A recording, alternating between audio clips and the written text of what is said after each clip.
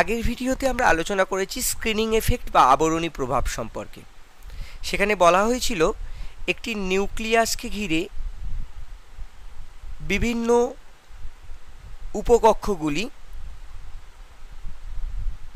ঋণাত্মক মেঘের ন্যায় অবস্থান করছে, অর্থাৎ আমরা ইলেকট্রনকে এখানে নেগেটিভলি চার্জ ক্লাউডের সাথে তুলনা করতে পারি। ফলে নিউক্লিয়াসকে ঘিরে এই ক্লাউডগুলি যেন একটা পর্দার মতো ঘিরে রেখেছে, যার ফলে নিউক্লিয়াসের যে কার্যকরী আকর্ষণ বল বেশ খানিকটা কমে যায়।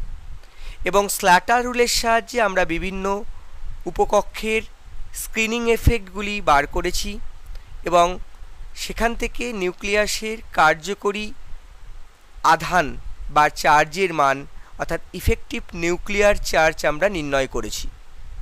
এবং সেখানে আরও বলা হয়েছিল, দেখো যে এসের থেকে যেহেতু পি এবং পি এর থেকে ডি এবং ডি এর থেকে এফ ক্রমশ বেশি ডিফিউজড অরবাইটাল বা বেশি ছড়িয়ে পড়া বিস্তৃত অরবাইটাল, ফলে এস থেকে যত আমি এফের দিকে যাব এদের আবরণী প্রভাব বা স্ক্রিনিং এফেক্ট ক্রমশ হ্রাস পায়, অর্থাৎ এসের আবরণী প্রভাবের মান সবচেয়ে বেশি এবং এফের আবরণী প্রভাবের মান সবচেয়ে কম। আজ আমরা আলোচনা করব এই স্ক্রিনিং এফেক্ট বা আবরণী প্রভাব কিভাবে বিভিন্ন পরমাণুর ব্যাসার্ধ বা রেডিয়াস, আয়নাইজেশন পোটেনশিয়াল, আয়নন বিভব এবং ভ্যালেন্সি বা যোজ্যতাকে প্রভাবিত করতে পারে। প্রথমেই আমরা যেটা নিয়ে আলোচনা করব খুব গুরুত্বপূর্ণ একটা পার্ট, যেটা হলো ল্যান্থানয়েড কন্ট্রাকশন বা ল্যান্থানাইট সংকোচন।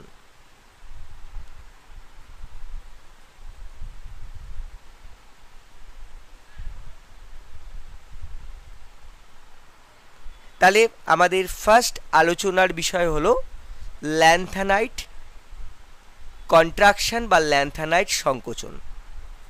কি ব্যাপারটা? দেখা যায় ল্যান্থানাইট গ্রুপের যে এলিমেন্টগুলি রয়েছে, সেরিয়াম,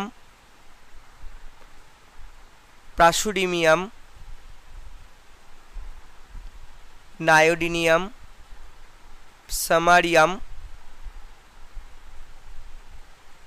প্রোমিথিয়াম, সামারিয়াম, এই করতে করতে আমরা যদি লুটেশিয়াম পর্যন্ত আসি, দেখা যায় এদের আয়নীয় ব্যাসার্ধ বা পারমাণবিক ব্যাসার্ধ, আয়নিক রেডিয়াস বা অ্যাটমিক রেডিয়াস গ্র্যাজুয়ালি ডিক্রিজ করে, ধীরে ধীরে কমে যায়।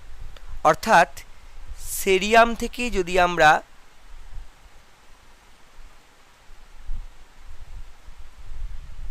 লুটেশিয়ামের দিকে যাই, দেখতে পাবো এদের যে রেডিয়াস ধীরে ধীরে নির্দিষ্ট হারে হ্রাস পাচ্ছে।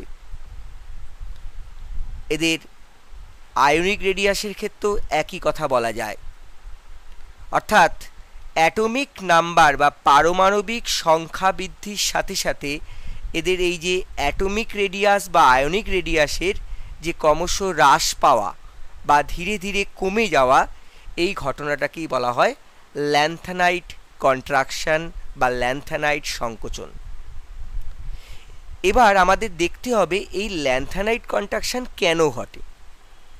তার জন্য আমরা যদি এই ল্যান্থানাইট এলিমেন্টগুলির জেনারেল ইলেকট্রনিক কনফিগারেশন বা সাধারণ ইলেকট্রন বিন্যাস দেখি, দেখতে পাবো এদের সাধারণ যে ইলেকট্রন বিন্যাস সেটা কীরকম, এই রকম হলো এদের সাধারণ ইলেকট্রন বিন্যাস। দেখো, এই হলো ল্যান্থানাইডের সাধারণ ইলেকট্রন বিন্যাস বা জেনারেল ইলেকট্রনিক কনফিগারেশন।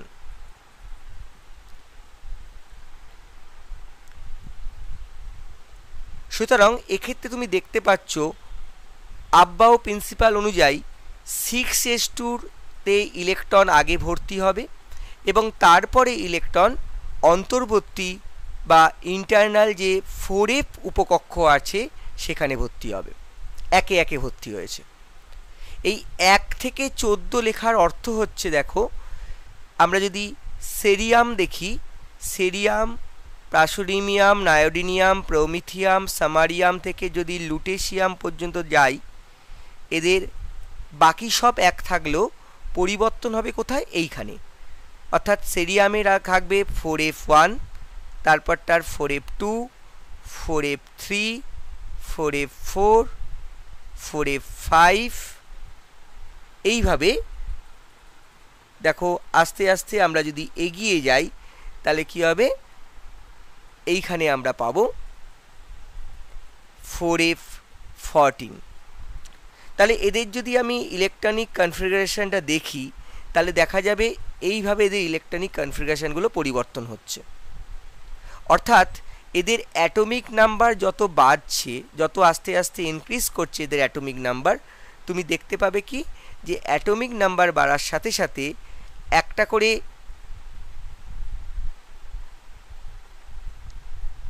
প্রোটন নিউক্লিয়াসের মধ্যে প্রবেশ করছে আর একটা করে ইলেকট্রন এই এফ অরবিটালে প্রবেশ করছে। এখন দেখো এফ অরবিটাল আমরা জানি একটা ডিফিউজড অরবিটাল। তাহলে ডিফিউজড অরবিটাল যদি হয় বা ছড়িয়ে থাকা অরবিটাল হয়, যত তুমি নাম্বার অফ প্রোটন বাড়ছে, মানে এক্ষেত্রে আমি দেখতে পাবো যে একটা করে প্রোটন বাড়ছে নিউক্লিয়াসে, আবার একটা করে ইলেকট্রন বাড়ছে এফ অরবিটালে। অর্থাৎ তুমি এক্ষেত্রে যে ইলেকট্রনিক কনফিগারেশন পাবে সেটা কি? এই যে ইলেকট্রনিক কনফিগারেশন দেখতে পাচ্ছ 6s2টা আগে পরিপূর্ণ হয়ে গেল, এবার এদের ইলেকট্রন সংখ্যা বাড়ছে এবং সেটা বাড়ছে কোথায়? এফে। প্রোটন কোথায় বাড়ছে? নিউক্লিয়াসে। তাহলে অ্যাটমিক নাম্বার বা পারমাণবিক ক্রমাঙ্ক বৃদ্ধি পাওয়ার অর্থ হলো একটা করে প্রোটন বাড়ছে নিউক্লিয়াসে, একটা করে ইলেকট্রন বাড়ছে এফে। দেখো তাহলে নিউক্লিয়াসের যে চার্জ, অ্যাট্রাকটিভ ফোর্স বা নিউক্লিয়াসের যে আধান সেটা যেমন বাড়ছে সেরকম এফেও ইলেকট্রন বাড়ছে। কিন্তু আমরা জানি এফের আবরণী ক্ষমতা অনেক কম। Due to poor screening ability of 4f orbital, effective nuclear charge increases. অর্থাৎ এফ যেহেতু খুব ভালো আড়াল করতে পারছে না, ফলে নিউক্লিয়াসের যে আকর্ষণ করার ক্ষমতা যে হারে বৃদ্ধি পাচ্ছে, এফ কিন্তু আড়াল সেভাবে পরবর্তী যে অরবিটালের ইলেকট্রনগুলো রয়েছে সেগুলিকে করতে পারছে না। ফলে বহিস্থ যে 6s-এর ইলেকট্রনগুলি রয়েছে সেগুলি নিউক্লিয়াস দ্বারা অধিকতর আকর্ষিত হবে। অর্থাৎ অ্যাটমিক নাম্বার বা পারমাণবিক ক্রমাঙ্ক যদি বৃদ্ধি পায়, নিউক্লিয়াসের যে attractive force, effective nuclear charge যে হারে বৃদ্ধি পাচ্ছে সেই হারে কিন্তু 4f আড়াল করতে পারছে না। ফলে বহিস্থ যে 6s-এর ইলেকট্রনের সাথে নিউক্লিয়াসের আকর্ষণ বল ক্রমশ বাড়তে থাকবে। এবার নিউক্লিয়াসের সঙ্গে যদি বহিস্থ ইলেকট্রন বা আউটারমোস্ট ইলেকট্রনের অ্যাট্রাকটিভ ফোর্স বাড়তে থাকে তাহলে কি হবে? রেডিয়াস ধীরে ধীরে ছোট হতে থাকবে এবং এই রেডিয়াস যে ধীরে ধীরে ছোট হতে থাকবে সেই কারণেই দেখতে পাবে তুমি ল্যান্থানাইট গ্রুপের অ্যাটমিক নাম্বার বাড়ার সাথে সাথে তাদের রেডিয়াস অর্থাৎ অ্যাটমিক রেডিয়াস বা আয়নিক রেডিয়াস ধীরে ধীরে ধীরে ধীরে হ্রাস পেতে থাকে। এই ঘটনাটাকেই বলা হয় ল্যান্থানাইট কন্ট্রাকশন। এ প্রসঙ্গে জেনে রাখা ভালো, একই ঘটনা দেখা যেতে পারে অ্যাক্টিনাইডের ক্ষেত্রে, তখন একে আমরা বলবো অ্যাক্টিনাইট কন্ট্রাকশন বা অ্যাক্টিনাইট সংকোচন। এখানে আর একটা ইম্পর্টেন্ট কথা দেখো, 4f উপকক্ষর থেকে আমরা জানি 5f, অর্থাৎ অ্যাক্টিনাইডের ক্ষেত্রে আমরা যে আভ্যন্তরীণ 5f উপকক্ষ পাবো সেই 5f কিন্তু আরও বেশি ডিফিউজড, অর্থাৎ আরও বেশি বিস্তৃত, আরও বেশি ডিফিউজড অবস্থায় রয়েছে এই 5f অরবিটাল। ফলে 4f-এর থেকে 5f যেহেতু আরও বেশি ডিফিউজড অবস্থায় রয়েছে, তাহলে 5f-এর আড়াল করার ক্ষমতা বা আবরণী প্রভাব কিন্তু 4f-এর থেকে আরও কম হবে। এই জন্য মনে রাখবে ল্যান্থানাইট কন্ট্রাকশানের ক্ষেত্রে যে ব্যাসার্ধের যে হ্রাস যে পরিমাণ হয় বা রেডিয়াসের যে কন্ট্রাকশন যে হারে হয়, এক্ষেত্রে অর্থাৎ অ্যাক্টিনাইডের ক্ষেত্রে এই কন্ট্রাকশনের মান কিন্তু তুলনামূলক বেশি হয়। এরপর আমরা যেটা নিয়ে আলোচনা করব যে এই ল্যান্থানাইট কন্ট্রাকশন বা এফ অরবিটালের উপস্থিতির ক্ষেত্রে বা উপস্থিতির জন্য অন্যান্য বা পরোক্ষভাবে অন্যান্য অ্যাটমের ওপর কি কি প্রভাব পড়তে পারে আমরা সেটা নিয়ে আলোচনা করব। তাহলে পরবর্তী আমরা যেটা নিয়ে আলোচনা করব দেখো, সেটা হলো অন্যান্য অ্যাটমের ওপর এই ল্যান্থানাইট কন্ট্রাকশনের ইনডাইরেক্ট প্রভাব কি কি। তার জন্য যে উদাহরণটাকে আমি নিচ্ছি, দেখো তোমরা দেখতে পাবে, আমরা যদি গ্রুপ 3 এলিমেন্টগুলোকে দেখি, গ্রুপ 3তে রয়েছে স্ক্যান্ডিয়াম, ইট্রিয়াম, ল্যান্থানাম। একইভাবে যদি আমরা গ্রুপ 4-এ যাই, সেক্ষেত্রে আমরা দেখতে পাবো রয়েছে টাইটেনিয়াম, জার্কোনিয়াম, হাফনিয়াম। দেখো আমরা জানি এগুলো হচ্ছে ডি ব্লকের এলিমেন্ট, অর্থাৎ এদের প্রথমটির বাইরে রয়েছে 3D উপকক্ষ, এটাতে রয়েছে 4D এবং এটাতে রয়েছে 5D। তো উপর থেকে নিচে নামলে আমরা জানি একটা করে নতুন যেহেতু সেল অ্যাড হচ্ছে, নতুন একটি করে কক্ষ যুক্ত হচ্ছে, তাহলে কিন্তু রেডিয়াস ওপর থেকে নিচে নামলে ক্রমশ বৃদ্ধি পাওয়ার কথা। এখানেও একটা এক্সেপশন আমরা দেখতে পাবো। কি দেখতে পাবো? ইট্রিয়াম থেকে যদি আমি ল্যান্থানামে যাই বা জার্কোনিয়াম থেকে যদি হাফনিয়ামে যাই, তাহলে কিন্তু রেডিয়াস বৃদ্ধি পাওয়ার কথা। কিন্তু দেখা যায় এখানে রেডিয়াসের পরিবর্তন খুব একটা হচ্ছে না, প্রায় সমান হয়ে যাচ্ছে রেডিয়াস। কেন রেডিয়াসের এই পরিবর্তনের ব্যতিক্রম ঘটার কারণ কি? তার কারণ হচ্ছে সেই একই দেখো ঘটনা, 4Dর পর যখন 5Dতে ইলেকট্রন প্রবেশ করছে, তার আগে আছে অন্তর্বর্তী 4F উপকক্ষ, যেখানে আমরা জানি 4F-এর আবরণী ক্ষমতা অনেক কম, এবং এই 4F-এর যেহেতু আড়াল করার ক্ষমতা খুব কম, অর্থাৎ পোর স্কিনিং এফেক্ট থাকার ফলে এখানে উপর থেকে নিচে নামলে আমরা যদিও একটা নতুন কক্ষ সংযোজিত হচ্ছে, কিন্তু নিউক্লিয়াসের কার্যকরী আকর্ষণ বল, ইফেক্টিভ নিউক্লিয়ার চার্জ কিন্তু অনেক বেড়ে যাচ্ছে। ফলে রেডিয়াস দেখা যাচ্ছে বিশেষ পরিবর্তন হচ্ছে না, কারণ একদিকে নতুন সেল অ্যাড হওয়ার জন্য ব্যাসার্ধের পরিবর্তন হওয়ার কথা, কিন্তু 4F উপকক্ষ যেহেতু অন্তর্বর্তী অবস্থায় রয়েছে, যার পুওর স্কিনিং এফেক্টের জন্য বা খুব কম পরিমাণ আড়াল করার ক্ষমতা বা আবরণী প্রভাব থাকার জন্য কার্যকরী নিউক্লিয়াসের আকর্ষণ বল বেড়ে যাচ্ছে। ফলে দেখা যায় ইট্রিয়াম আর ল্যান্থানাম, অন্যদিকে জার্কোনিয়াম এবং হাফনিয়ামের রেডিয়াস প্রায় সমতুল্য হয়ে যায়, এবং এই কারণে এদের ধর্মের মধ্যেও বিভিন্ন মিল পাওয়া যায়। এছাড়াও আমরা আরও কিছু প্রভাব নিয়ে আলোচনা করব। দেখো তুমি যদি গ্রুপ 13-এর এলিমেন্টগুলিকে দেখো বা গ্রুপ 14-এর এলিমেন্টগুলিকে দেখো, গ্রুপ 13-এ রয়েছে boron, aluminium, gallium, indium, thallium. এখানে রয়েছে carbon, silicon, germanium, tin, lead. তো এখানেও তুমি কিছু ব্যতিক্রমী ঘটনা দেখতে পাবে। যেমন দেখো, বোরন থেকে অ্যালুমিনিয়ামে আমরা জানি উপর থেকে নিচে নামলে রেডিয়াস কিন্তু ধীরে ধীরে বাড়তে থাকবে, যেহেতু নতুন করে একটা কক্ষ সংযোজিত হচ্ছে। নতুন করে একটা কক্ষ সংযোজিত হওয়ায় বা একটা নতুন সেল অ্যাড হওয়ায় এখানে কিন্তু রেডিয়াসটা ধীরে ধীরে বাড়ার কথা। কিন্তু এখানেও কিছু এক্সেপশন দেখা যায়। কি দেখা যায়? দেখো, যদি তুমি অ্যালুমিনিয়ামের ইলেকট্রনিক কনফিগারেশন দেখো, দেখতে পাবে অ্যালুমিনিয়ামের ইলেকট্রনিক কনফিগারেশন যদি আমরা লিখি, সেটা হবে এই রকম।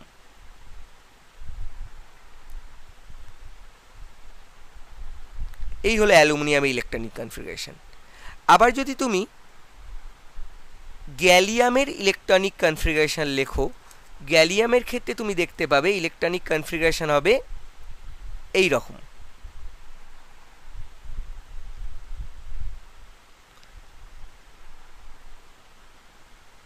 দেখো,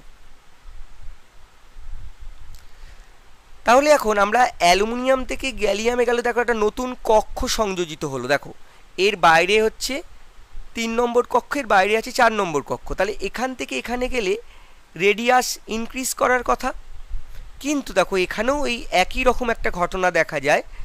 এর যে অন্তর্বর্তী ডি উপকক্ষ রয়েছে, দেখো এখান থেকে এর অ্যাটমিক নাম্বার হচ্ছে 13 এবং এর অ্যাটমিক নাম্বার হচ্ছে 31, অর্থাৎ এর থেকে এর কি আছে, নিউক্লিয়াসের চার্জ বেশি। কিন্তু নতুন একটা সেল অ্যাড হয়েছে, তাহলে আমাদের এখানে রেডিয়াস বাড়ার কথা। কিন্তু দেখো এই যে অন্তর্বর্তী ডি উপকক্ষ রয়েছে, এই যে ডি অরবিটাল রয়ে গেছে, যার আড়াল করার ক্ষমতা কিন্তু অনেক কম। অর্থাৎ এফের মতো এত কম না হলেও ডিও একটি ডিফিউজড অরবিটাল, যার আড়াল করার ক্ষমতা দেখতে পাওয়া যায় আরও কম। কার চেয়ে কম? এখানে এস বা পি এর চেয়ে কম। ফলে এই 31খানা প্রোটনের যে আকর্ষণ বল, নিউক্লিয়াসের যে আকর্ষণ করার ক্ষমতা, সেটা অনেক বেড়ে যায়, অর্থাৎ ইফেক্টিভ নিউক্লিয়ার চার্জ বেড়ে যায়। ফলে বহিস্থ যে ইলেকট্রনগুলি রয়েছে সেটি নিউক্লিয়াস দ্বারা অধিকতর আকৃষ্ট হয়ে ভেতরের দিকে চলে আসে। ফলে দেখা যায় এর তুলনায় এর যে রেডিয়াস বৃদ্ধির বদলে বেশ খানিকটা কম হয়ে গেছে, অর্থাৎ রেডিয়াসের কিছুটা হ্রাস ঘটে অ্যালুমিনিয়াম থেকে গ্যালিয়ামের দিকে গেলে। ঠিক একই রকম যখন তুমি আবার থ্যালিয়ামে যাবে, দেখতে পাবে এই থ্যালিয়ামের ইলেকট্রনিক কনফিগারেশন যদি দেখো, তুমি দেখতে পাবে থ্যালিয়ামের ক্ষেত্রে কি আছে। থ্যালিয়ামের ক্ষেত্রে ইলেকট্রনিক কনফিগারেশন হবে,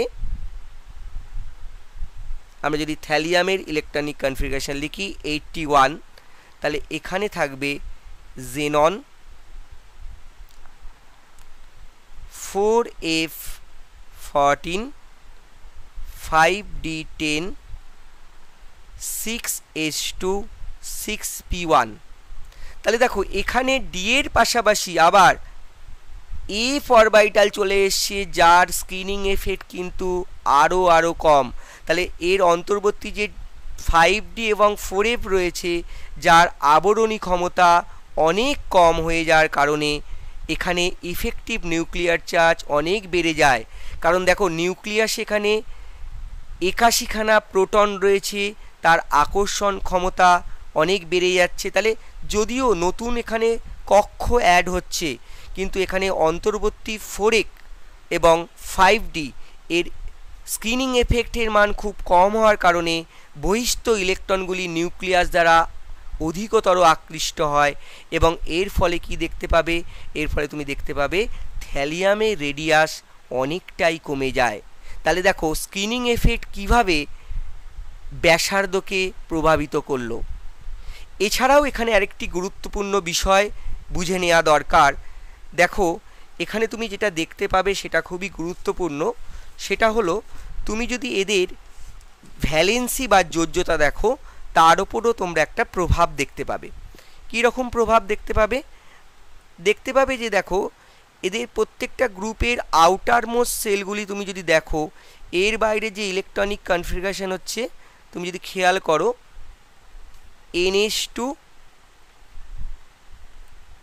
NP1, এর বাইরে আছে NH2 NP2, অর্থাৎ বহিস্থ ইলেকট্রনের সংখ্যা এখানে আছে 3টে, এখানে আছে 4টে। তাহলে এদের সাধারণ যে ভ্যালেন্সি, গ্রুপ ভ্যালেন্সি বা যোজ্যতা, সেগুলো যদি লিখি, দেখো এর ভ্যালেন্সি হওয়ার কথা 3, এর ভ্যালেন্সি হওয়ার কথা 4, তাহলে যোজ্যতা এদের সবার 3 হওয়া উচিত, এদের সবার 4 হওয়া উচিত। কিন্তু দেখা যায় এই তলার দিকের যে এলিমেন্টগুলো রয়েছে, সবচেয়ে হেভিয়েস্ট যে এলিমেন্টগুলো রয়েছে, দেখো ভালো করে খেয়াল করবে, এদের সবার ভ্যালেন্সি কিন্তু 3 হওয়ার কথা। এদের সবার ভ্যালেন্সি কিন্তু যে গ্রুপ ভ্যালেন্সি আউটার মোস্ট সেলের ইলেকট্রনের হিসাবে 4 হওয়ার কথা। কিন্তু তুমি দেখতে পাবে যে আউটার মোস্ট সেলের ইলেকট্রন 3 এবং 4 হওয়ার সত্ত্বেও থ্যালিয়ামের ক্ষেত্রে স্টেবল অক্সিডেশন স্টেট হচ্ছে 1 এবং লেডের ক্ষেত্রে দেখতে পাবে স্টেবল অক্সিডেশন স্টেট হচ্ছে 2। অর্থাৎ স্বাভাবিক ভ্যালেন্সির থেকে দেখো এদের ভ্যালেন্সিগুলো কি হয়ে যাচ্ছে, 2 ইউনিট করে কমে যাচ্ছে। কেন 2 ইউনিট করে কমে যাচ্ছে তার কারণটা আমরা বুঝে নেওয়ার চেষ্টা করি।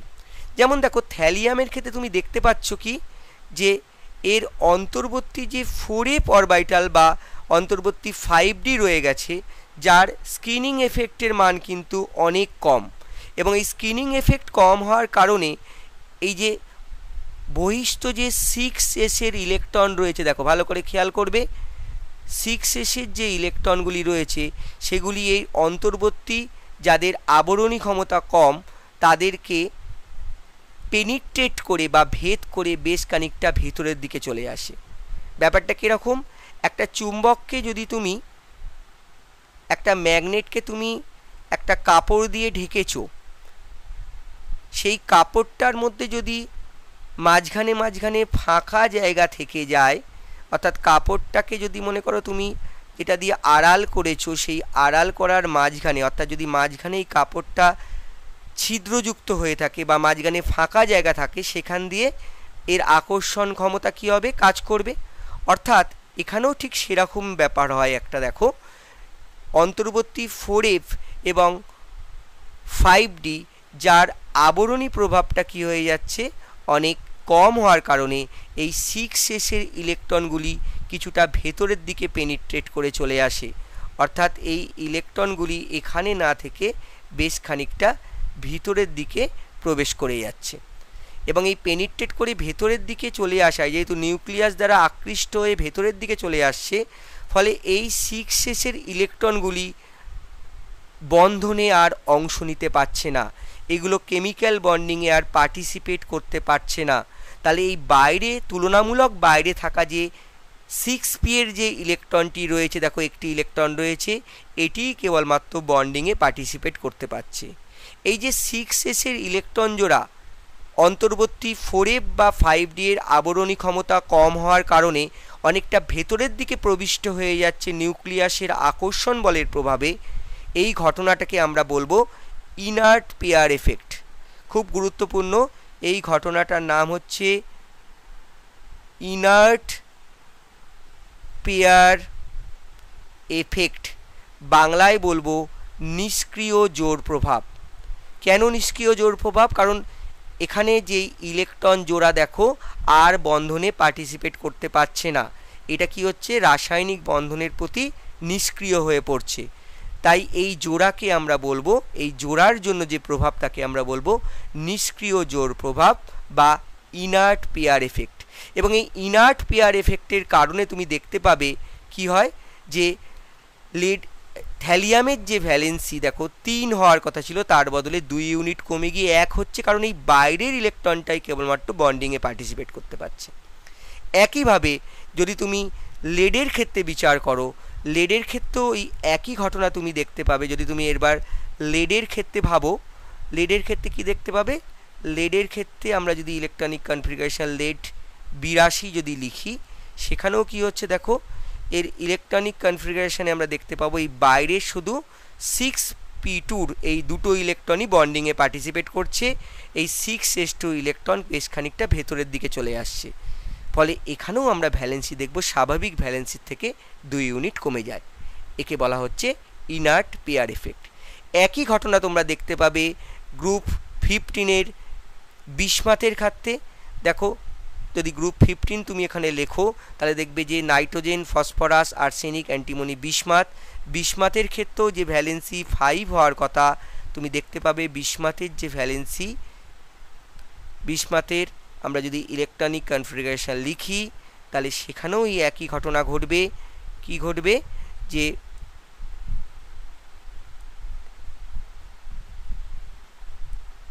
বাইরের 3টে ইলেকট্রন অর্থাৎ 6p3 3টে ইলেকট্রন বন্ডিংয়ে পার্টিসিপেট করতে পারবে, অন্তর্বর্তী 6s এর ইলেকট্রন জোড়া নিষ্ক্রিয় হয়ে পড়বে।